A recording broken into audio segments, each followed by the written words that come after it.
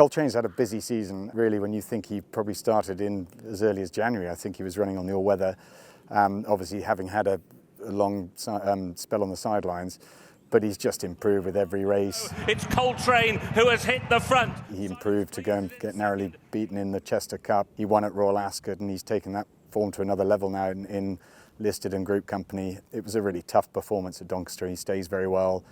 He wears his heart on his sleeve and just gives everything. He's a real favourite in the yard. It seems like he's been here a long while, but he's probably still only 5, so hopefully lots more to come. But he's come out of Doncaster as ever, very sort of relaxed and never shows a huge amount at home in his homework. So it's a little tricky to read from that point of view, but I think as long as he's eating and seems happy and sound, we'll keep going. And he's got a couple more options left this year to run, possibly the Prix de Cadran, or possibly Champions Day, Kipco Champions Day in the 2-miler, or possibly even the Prix Royal Oak. So we've got some options left, and he showed he can handle soft ground. So we're probably going to encounter that again this autumn, but we'll keep going as long as he seems to be happy.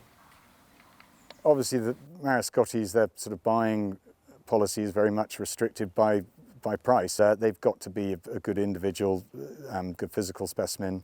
The pedigree is probably less important. If you go for both pedigree and conformation, then you probably end up taking yourself out of the price range where they'd be comfortable spending. So we've got to compromise on one of those, and that's probably pedigree to an extent. But we've been very lucky as a buying team through book 1 and book 2. And hopefully the success can continue, but we need a bit of luck to be shopping at that with those limits.